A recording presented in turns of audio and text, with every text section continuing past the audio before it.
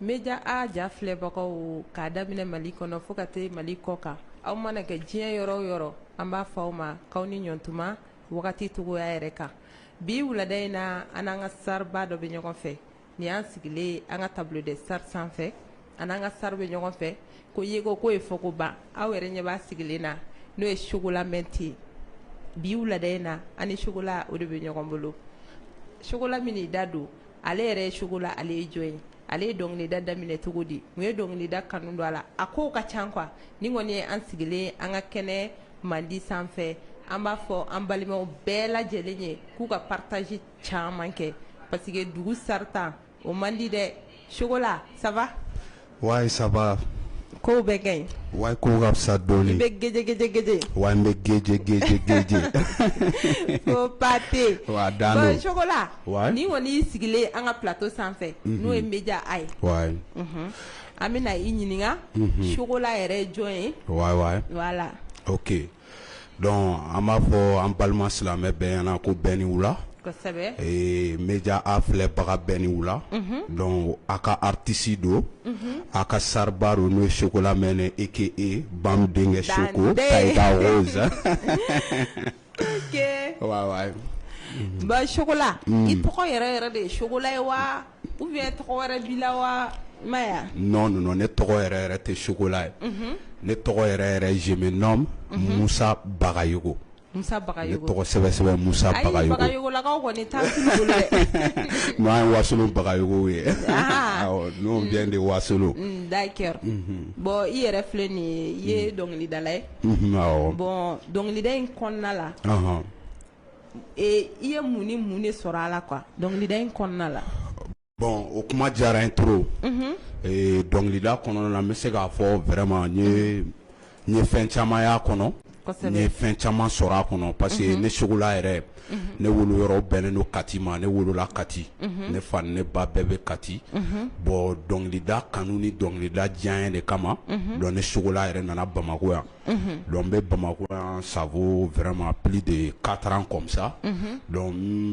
n sigiyɔrɔ fana nana bɛn Tomikorobugu ma donc baarakɛ ɲɔgɔn fana nana bɛn Jabatela ma tel que Bala Jabate Sidiki Jabate Ahmed Jabate et je me profite donc n bɛ famille Jabate bɛɛ fo an bɛ tɔnɔ Tumani fo an bɛ Tani Fana fo donc vraiment dɔnkilida de na se Jabatela la donc n nalen o kɔnɔna na donc n ye son kɛ je travaille avec Bala ni Bala ye son kɛ ɲɔgɔn fɛ donc n bɛ to Kati ani Bamakɔ ni ɲɔgɔn cɛ bon fo k'a to la dɔw ko Chocolat ye Bamakoka ye dɔw ko Chocolat ye Katika ye bon an ye concert kelen kɛ j'ai un ami o ye Siri ka communicateur ye n'u bɛ wele ko Walaha Mumu donc Walaha Mumu ye courage bɛ na donc Walaha Mumu na ko Chocolat ko pourquoi pas an tɛ cinéma lafiya ta ye bon a don ne tun sirannen don a ye ne la dan yɛrɛ la donc an ye cinéma lafiya ta an ye guichet fermé kɛ et je me profite n bɛ Te Asura fana fo Te Asura ni olu kɛra an ka sponsor ye olu ye 2 millions di an ka concert la o ye n dɛmɛ fo kow nana ten donc an ye dɔ sɔrɔ musique la alhamdulillah an bɛ se k'a fɔ an ye dɔ sɔrɔ a la vraiment Chocolat y'a fɔ cogo min na i ye caman yɛrɛ de sɔrɔ a la ka tila ka sababu caman fana sɔrɔ a la mais Chocolat e ye album dɔ bɔ i ka dɔnkilida in kɔnɔna la bon franchement ma album bɔ n bɛna album bɔ mais ko caman donna a senkɔrɔ parce que cogo di ko caman donna a senkɔrɔ a moment vraiment mon beatmaker a ka a tun tɛ sigi moment dɔ la Sidiki ni Bala tun bɛ tourner trop donc o ye gɛlɛya don n ka album ko senkɔrɔ dɔɔni n'o album sɛbɛnnen bɛ bolo n y'a préparé parce que ne filɛ ne bɛ n ka dɔnkili sɛbɛn fɔlɔ de donc sani n ka don studio kɔnɔ n bɛ n ka dɔnkili sɛbɛn k'a bien arrangé kɔfɛ n bɛna ni beatmaker bɛ baaraw ni fɛnw kɛ ɲɔgɔn fɛ n ye album préparé mais n ma se k'a kɛ ya mais n ye son damadɔnin kɛ à côté ni Bala ye single ni dɔw kɛ donc bon là où nous sommes n tɛ fɛ ka album pré-bila n bɛ fɛ ka mixtape de kɛ n b'o baaraw de la mixtape awɔ n bɛ mixtape baara la mais i ka nin b'a jira k'a fɔ album dafalen b'i bolo mais i tɛna fɔlɔ voilà k'a bɔ fɔlɔ quoi voilà n tɛ k'a bɔ fɔlɔ voilà a bɛ cahier kɔnɔ ko dɔnkili tɛ kɔrɔ awɔ a bɛ cahier kɔnɔ ayi dɔnkili kɔni o tɛ kɔrɔ Chocolat Menti kanubagaw aw bɛ partage caman kɛ quoi, aw bɛ partage caman kɛ pour que Chocolat ka i m'a ye pour que Chocolat ka projet ka taa quoi, voilà mais Chocolat mun yɛrɛ de musique diya i ka kɛ rappeur dɔwɛrɛ ma musique diya ne ye ne Chocolat ne bɛ bɔ du min kɔnɔ silamɛya de b'an fɛ yen an ka famille Bagayoko la Katikɔrɔ bɛɛ b'a dɔn ne fa silamɛ ba silamɛ bon depuis Ala yɛrɛ an bɔnsɔn da mɔgɔ si ma deli ka kɛ dɔnkilidala ni ne tɛ ne de kɛra an ka du dɔnkilidala ye mais comment dire, ma mère m'a soutenu même profité mais woloba ɲuman fɔ n'o ye Bahumu Sisoko ye ne ba yɛrɛ de ne soutenu ne ka dɔnkilida ko la hali ɲɛ bɛ ni kun mun na ne kun ta chaque dimanche ne ba tun bɛ mɔgɔ sara mun na o bɛ ne kun digi parce que rappeur américain dɔ bɛ ko Taiga o de kun ka di ne ye o kanu yɛrɛ de kama ne donna musique la o kanu de kama ne donna rap la donc ne ka foyi tɛ dogo ba la donc ne ba kɔni ye soutenu famille ye soutenu mais ba yɛrɛ de tun bɛ wari bɔ ka di ne ma n ka taa studio sara ka dɔnkili da tiɲɛ yɛrɛ la faamuya donc n bɛ n ba fo ne yɛrɛ bɛ n profiter k'an ba ɲuman fo o kɔnɔna la bɛɛ tɛ nin ba ɲɔgɔn sɔrɔ ba min bɛ mɔgɔ dɛmɛ i diyaɲɛ ko kan o mɔgɔ ka ɲɔgɔn parce que caman bɛ yen nɔ fɛn min ka di den nin ye masa caman bɛ olu t'o fɛ n ye gɛlɛya caman sɔrɔ walayi kulu diyaɲɛtaw kulu b'o de fɛ quoi i m'a faamuya c'est vrai ko muso den kɛra sa ye k'a b'a siri a cɛ la kosɛbɛ komi i yɛrɛ ko k'i ye gɛlɛya caman sɔrɔ i yɛrɛ da donna a la i se k'o gɛlɛya dɔɔni ɲɛfɔ i ka faniw ɲɛna bon presque n ye gɛlɛya min sɔrɔ dɔnkilida ko la bon an ka dɔnkilida la vraiment comment dirais-je ne m'o an ma chance sɔrɔ ka mɔgɔ sɔrɔ mun bɛna ko karisa an b'i dɛmɛ an b'i ka album financer an b'i ka clip financer dɔnkilida la an ka fɛn bɛɛ de tun y'an yɛrɛ ya ne bɛ se k'a fɔ ne ka dɔnkilida ne y'a forcer de ne ye fɛn fɛn sɔrɔ dɔnkilida la ne y'a forcer cogo di ne y'a forcer tel que k'a bɔ ne ba la n'o ye Bahumu ye n'o ye Dili ye donc ale de tun bɛ to ka ne fɛn mais o fana comme mɔgɔ kelen tɛ se ko la donc ale bɛ dan bɔ game kɔnɔna na il faut que i ka manager ɲɛnamaw sɔrɔ i ka beatmaker sɔrɔ mun b'i sago la inspiration min na dɔrɔn a bɛ don a b'a da kan i bɛ son kɛ bi a clip bɛ kɛ tel que ne Chocolat bɛ dɔnkili minnu da ani clip de bɛ fanga don a la parce que comment dire ne ka imagination ka bon trop ne bɛ Taiga de suis bon o clip modèle filɛ n'i y'a son kɛ fo son fana mɔgɔ ka son faamuya f'i ka clip farman kɛ donc olu y'an sɛgɛn dɔnkilida ko la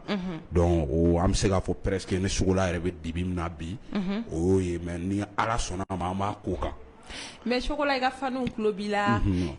Mali in kɔnɔna la yan baɲumankɛ ka ca trop c'est vrai dɔ bɛ mankan mɛn parce que média a suilen don yɛrɛ yɛrɛ de dɔ bɛ sina ka ni mankan mɛn dɔrɔn o bɛ se k'a fɔ i dɔn ka Chocolat contacter k'a dɛmɛ i m'a faamuya parce que vraiment i ka musique ka di mɔgɔw ye i ka musique lamɛnnen don mais bɛɛ n'i dakan de don quoi ni don min kuma ma se wala ni fɛn kuma ma se a tɛ karaba ni Dili den ta kuma sera don min na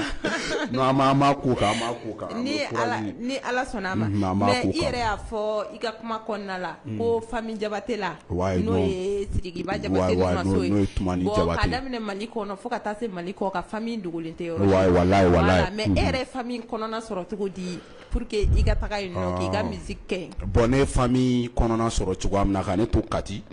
bon ne ka musique daminɛ la donc n bɛ profiter m'o yɔrɔnin fana fɔ ne ka musique daminɛ mɔgɔ fɔlɔ min ne ka son kɛ o ye DJ Keji Marian D Keji fɔlɔ de ye ne ka son kɛ ne bɛ se k'a fɔ musique la an ye musique daminɛ Keji ne Nagakɔrɔla la Kati Keji ninnu ka denmisɛnninw de tun y'an ye y'a dɔn mais donc Keji rentré États-Unis Keji dɔrɔn de tun ka studio tun bɛ Kati o moment na studio ɲuman mɛn k'i bɛ se ka dɔnkili da k'a bɛ la mɛn k'a qualité ka o tun ye Marian Den ka studio ye donc Keji rentré États-Unis donc musique nana gɛlɛya an bolo an famara faniw tun bɛ dimi a karisa mun bɛ yen a kɛɲɛna de wa o tuma o mun de bɛ yen mais olu t'a dɔn ko studio ko problème bɛ yen mais bon j'ai showbizman dɔ bɛ yen ko Warenji ale muso bɛ bɔ Kati n'o ye Mama ye donc ne ni Warenji kun ka di don dɔ la ne ka manager tun bɛ yen n'a bɛ f'o ma ko Soloden ne ko n ko Soloden n k'an tɛ wuli an taa Warenji fɛ yen a ka studio dɔ ɲini an ye Bamako or que an bɛ se ka parce que n ko n'i y'a mɛn ko vraiment i bɛ sɛnɛ kɛ daba de b'i bolo dɛ et vraiment un artiste micro t'i bolo vraiment i tɛ se ka bɔ dɛ a ko Chocolat vraiment ça c'est vrai o ye tiɲɛ an ye Warenji wele donc san'o ka kɛ rappeur dɔ tun bɛ yen ni i b'a ka petini dɔ tun bɛ yen ko ni Iba donc Bala Jabate y'o ka son dɔ dilan ne ye son de la mais tellement que son ye ne don ne ko bon ese n ka ka di ne ni Bala ni ka baara kɛ ɲɔgɔn fɛ donc ne ye Warenji wele an taara Warenji ne ni Bala ɲɛ yira ɲɔgɔn na au début an daminɛ ni wari Bala y'a ka prix fɔ ne y'a ka prix sara an ye baara fɔlɔ kɛ ne rentré la Kati femme content na an ye baara filanan kɛ femme content na baara sabanan donc ne nana Kali donc ne bɛ to Kati ne tɛ wuli don la Bala m'a appelé Bala ko Sogola i tɛ ka ye o tuma mun de bɛ yen ne ko non ko Bala n ko ma studio wari sɔrɔ fɔlɔ ne yɛrɛ ye technicien a ko mais ko t'an ni ɲɔgɔn cɛ ko bon n bɛ n kan d'i ma bi ko vraiment ko Sogola ko donc ko na n bɛ baara k'i ye fu parce que talent b'i la n b'i dɛmɛ yanni Kati ka jan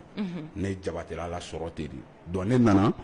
ne yɛrɛ hakili b'a la k'an to Kati an tun tɛ fɛn sɔrɔ musique la dɛ an kɔni b'a kɛ kanu na an b'a kɛ kanu na an tun tɛ fɛn sɔrɔ dɛ donc ne nalen san Jabatela la Général Musa Diawara olu denw ka bac ni DEF fɛn na a b'a n'a dɔgɔnin olu ka soirée la donc o y'a sɔrɔ ne ye week-end kɛ Jabatela donc tɔnɔ Tumani y'an to dumuni na o ko vraiment ko G bɛ n bi ko Niliba ko rappeur fara ɲɔgɔn kan u bɛ taa G ne yɛrɛ tun t'a dɔn ko wari ko b'a la donc Niliba ko ko tɔnɔ ko Sogola mɛn bɛ dɔnkili da a ko ko Sogola bɛ dɔnkili da Niliba ko awɔ a ko ok ko a bɛ Sogola mɛn k'a la donc an taara o G kɛyɔrɔ la an gera ne gera vraiment ne ka ko nana diya mɔgɔ ye parce que mais Ala fɔ Ala ye fɛn dɔ kɛ mɔgɔw bɛ ne ye ne ko bɛ diya u ye hali tɔnɔ Tumani yɛrɛ ko Sogola k'i dala maga dɔrɔn k'i bɛ kɛ se ka kɛ sare parce que de un k'i ka di jama ye jama diya ye mɔgɔ in ye quoi ya bon an taara ne gera mɔgɔw content na donc ne tilara dɔrɔn ne yɛrɛ tun t'a kalama enveloppe nana di ne ma donc ne y'a dayɛlɛ ne taara 100 000 sɔrɔ a kɔnɔ ne yɛrɛ ja tigɛra nka ne ko ko k'olu ma fili ko non ko ne ka nin minɛ o kɛra ne ka kasi fɔlɔ ye musique la Kati an kɔni b'a kɛ an kɔni tɛ fɛn sɔrɔ kosɛbɛ donc Bala ko wa ko Sogola mais o kɛra ne ye 5000 bila ka taa so musokɔnɔmɔgɔw ko musokɔrɔba ka 5000 ta cɛkɔrɔba ka 5000 ta n ye 2000 di n grand-mère ma n ko k'o don woro la est ce que i bɛ k'a faamuya donc nana ten bɔ don Bala ko bɔ Sogola bɔ pour ka pa i tɛ yɛlɛma Bamakɔ yan ne yɛlɛma cogo filɛ Jabatela mais ne y'a daminɛ ne ma girin ka yɛlɛma ne y'a daminɛ week-end na n bɛna week-end kɛ ni n tilara ni week-end banna n bɛ segin n bɛ n ka moto ta n bɛ segin dimanche bon fo k'a to la ne nana yɛlɛma Bamakɔ ni mɔgɔw nana ɲɔgɔn dɔn ne ni aw yɛrɛ nana ɲɔgɔn dɔn donc diɲɛlatigɛ sababu ye ne ni Bijou Marley yɛrɛ nana ɲɔgɔn dɔn Sogola mais Sogola vraiment n yɛrɛ i ka musique caman lajɛ i bɛ ci kosɛbɛ yɛrɛ yɛrɛ i b'a faamuya mais Sogola est-ce que i ye école-jan kɛ i ka musique kɔnɔna la ou bien bon ma école bon n bɛ se k'a fɔ n ye école-jan kɛ parce que en un mot nimisa tɛ kalan na i y'a vraiment nimisa tɛ kalan n danna bac la n ye bac sɔrɔ n y'a jɔ yen parce que n ye bac sɔrɔ conservatoire de tun ka di n ye n y'o concours tenté donc n m'o sɔrɔ donc découragera donc n y'a jɔyɔrɔ la mais niveau kɔni bɛ n na n bɛ n débrouiller allemand na n bɛ n débrouiller français la n bɛ n débrouiller anglais la ya bon comment dire ne me philosophie maîtriser me linguistique maîtriser vraiment me langue yɛrɛ fana maîtriser donc mais Sogola ni yɛrɛ ye dɔrɔn i bɛ kɛ américain ye voilà tu vois américain dɔnkilidala dɔ bɛ yen Taiga Kade Toro ale yɛrɛ kanu ne kama ne bɛ to ani bɔlen do to n'u ma ni ɲɔgɔn cɛ dɔrɔn vraiment u bɛ hɛrɛ la ka tɛmɛ ne kan non Sogola i fana bɛna hɛrɛ sɔrɔ parce que ne b'a dɔn i kanubagaw tulo b'i la i ka faniw tulo b'i la baɲumankɛw tulo b'i la mais Sogola e bɛ bɔ ni plateau in sanfɛ dɔrɔn o kelen don i mago bɛ fɛn fɛn la kɔni ne b'a dɔn k'a fɔ kɔni a bɛɛ lajɛlen ɲɛnabɔ maliyɛnw tulo b'an na non maliyɛnw tulo b'i la maliyɛn bɛ hinɛ n b'a dɔn maliyɛn bɛ hinɛ kosɛbɛ u yɛrɛ kan ka faamuyali kɛ Sogola mɛn mago bɛ dɛmɛ la dɛ a vraiment fɛn bɛɛ tulo b'an na vraiment an mago bɛ dɛmɛ la ni mɔgɔ bɛ fɛ ka Sogola mɛn tigɔnina sɔrɔ voilà ne Fatim yɛrɛ ka numéro sɛbɛnnen voilà kɛrɛfɛ Fatim Marley wa ni mɔgɔ min bɛ fɛ fɛnɛ ka na ni plateau in sanfɛ i bɛ numéro ta dɔrɔn ka Fatim Fatim Marley Ala sɔnna a ma i bɛna rejoindre plateau in sanfɛ mais Sogola i ka Sogola in nana cogo di de bon Timimani ouais Timima bon Sogola nana cogoya min na Sogola mana dɔ wɛrɛ la bon comment dirais-je en un mot ne furadama ne depuis an bɛ école la ne mun ka di bɛɛ ye ne yɛrɛ bɛ kuma depuis ne ma dɔnkilida daminɛ ne ye école la dɔrɔn vraiment ni ne yɛrɛ kumara bɛɛ bɛ content ya vraiment bon thème fɛnɛ bɛ ne la souvent vraiment comment dire en un mot souvent ni ne kuma la i b'a fɔ ko chocolat ni ne kuma la i b'a fɔ ko marron i y'a essayer i bɛ k'a faamuya bon kuma la bon ne terikɛ dɔ bɛ yen dɔw de bɛ to k'a fɔ ne ma ko wa ko vraiment ko ne kelen ko chocolat donc a fɔ ne ma ko chocolat blanc don min na donc ne dimina ne ko n ko vraiment n ko Sarawe n ko vraiment n ko chocolat fɛ ko non n ko vraiment ko comment dire ko chocolat visage de bɛ ne la donc a bɛ digi ne la u bɛ ne wele ko chocolat blanc a nana diya ne ya bɔ don dɔ la ne donné musique là ne miri de pourquoi pas ne te chocolat blanc bɔ a la ne recherche kɛ bon Tupac ka jɔyɔrɔ tun bɛ u tɔgɔ ko sexy chocolat est-ce que i bɛ ka fɔ ne ko pourquoi pas ne se ka n ta kɛ homme chocolat parce que ni anglais kɛ ne ka sɔrɔ ka kɛ chocolat man mais anglais b'a prononcer chocolat man donc chocolat nacogo filɛ ça veut dire homme chocolat chocolat man vraiment an bɛ foli belebele ta ka bila i ok terikɛ ma Bika voilà Sarawo an ka ni tableau in yɛrɛ sponsor belebeleba o ye 3X 3X Ousmane Dafa an dama don an 3X min b'a ka dama don foli belebele bila ka taga awɔ o Ousmane de Dafa fɛ yen nɔ quoi famille a ka Dafa sponsori ouais a y'a sponsoriseli min kɛ an bɛ fo kosɛbɛ kosɛbɛ 3X kosɛbɛ yɛrɛ ne sogola ta de ye quoi Fatim i b'a dɔn ma 3X filɛ ne bɛ se k'a fɔ 3X ye ne ta de ye quoi parce que ne ta don cogoya min na Ousmane Dafa ne kɔrɔkɛ don ne terikɛ don mais chocolat est-ce que 3X tɛ ka dɔ fara i ka bɔrɔ o de bɛ ka dɔ fara ne ka bɔrɔ ne bɛ ne min 3X kumaba ba nin ne bɛ nin da dɔrɔn ne bɛ ne min dɔrɔn vraiment a bɛ courage don a ni studio kɔnɔ i bɛ nin min kan tɛ sisi fɛnɛ quoi cicogo foyi t'a la donc Bika pa 3X Ousmane Dafa o de an 3X min b'a ka dama don a dan don mais chocolat ne bɛ fɛ i kan fili dɔɔni ka cace dɔɔni Ka parce que cace mɔgɔ dɔɔni, caman bɛ yen nɔ u tulo b'i la u ɲɛ b'i la mais dɔw ma deli k'i ka dɔnkili mɛn mɔgɔ mana kɛ cogo o cogo bɛɛ tɛ se k'i dɔn quoi o ye tiɲɛ voilà o ye tiɲɛ bon kɛnɛ b'i bolo ok c'est Charatu Soko original Chocolat men dandana bam denkɛ Soko 1 2 3 n'a bɛ fɔ ne ma de bam denkɛ Soko Fatim sigilen bɛ Soko an bɛ ka fɛn dɔ kɛ maa negezi kana to ka digi la i k'i sigi kana jɛ n bɛ ka min nege o ye 3X kana digi la negezi pose Fatim bɛ ka tɛgɛrɛ fɔ a bɛ tɛgɛrɛ fɔ a bɛ tɛgɛrɛ fɔ Chocolat men bɛ ka 3X min ne bɛ 3X a dara non chocolat n ye pro de ye quoi n pro n y'a improviser de nɔfɛ vraiment a danden de don cicogo foyi t'a la chocolat a da don bon chocolat i bɛ i ka folikan laban di an limanaw ma quoi wagati voilà bon je me profite n bɛ n terikɛw fo n bɛ Ahmed Jabate fo n bɛ famille Jabate bɛɛ fo n bɛ Bala Jabate fo n bɛ 3X yɛrɛ tigibatigi fo n'o ye Ousmane Dafa baroba belebele comment dirais-je Papi Kent bon n bɛ n ka cɛ yɛrɛ fo n'o ye Bucha le chinois Bucha le chinois o ye n terikɛ sɛbɛsɛbɛ yɛrɛ donc n bɛ foli kɛ Diamond fɛnɛ la n'o ye Baba le Diamantaire Diamond Baba le Diamantaire n b'o fo ani Diamond Seydou Diamond Sheki Diamond Naz Diamond baarakɛla bɛɛ an bɛ bɛɛ fo Diamond na voilà i y'a dɔn ne bɛ n ka jɔw yɛrɛ fo bon n bɛ comment dirais Tomikorobugu bɛɛ fo n bɛ Moïse ninnu fo donc vraiment n hakili bɛ mun na hakili tɛ mun na donc n ka foli bɛ bɛɛ ye quoi donc an bɛ Fatimi yɛrɛ fo ya vraiment an bɛ média a baarakɛbaga bɛɛ fo n'i y'a ye vraiment mɔgɔw b'an filɛ donc caméraman de bɛ baara la donc vraiment an bɛ bɛɛ fo an bɛ technicien waraba yɛrɛ fo voilà an bɛ technicien waraba fo vraiment n'i y'a ye mɔgɔw b'an ye technicien de bɛ ka baara kɛ donc an bɛ dugawu kɛ Ala ka kisi bolokɔni dimi ma Ala ka kisi ɲɛ dimi ma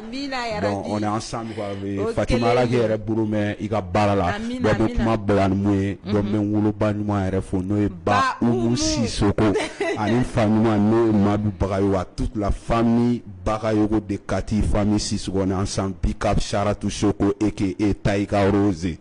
on est ensemble bon ni mun ye ani Chocolat ye ɲɔgɔn fɛ aw yɛrɛ ye Chocolat ye vraiment talent b'a la bon baɲumankɛw ka ca quoi an b'a ɲini an ka faniw fɛnɛ fɛ u ka partage caman kɛ pour que baɲumankɛ dɔ ka se ka Chocolat ka vidéo ye ka Chocolat dɛmɛ Chocolat mago bɛ fɛn min na sisan o ye coup de main dɔɔni dɔrɔn de sinon Chocolat yɛrɛ ye caman kɛ wa ni mɔgɔ min fɛnɛ mago bɛ nin plateau in na ka se yan nɔ k'i bɛn'i sigi plateau de star sanfɛ pour que i ma kow ye i bɛ contact ta dɔrɔn contact sɛbɛnnen bɛ kɛrɛfɛ i bɛ contact ta ka ne yɛrɛ team sonner n'o kɛra i mago bɛ fɛn fɛn la i b'o olu kuma ninnu bɛ se ka explication ɲɛnamaw d'i ma o ko kan quoi an b'a fɔ an limanaw bɛɛ lajɛlen k'a fɔ an filɛbagaw bɛɛ lajɛlen o n'an ka sponsor n'o ye 3X ye ko k'an bɛn waati wɛrɛ.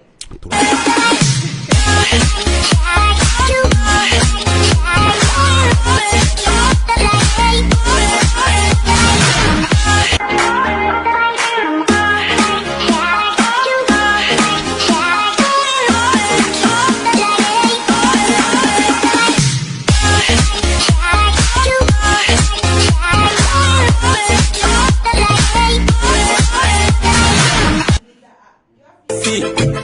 énergétique.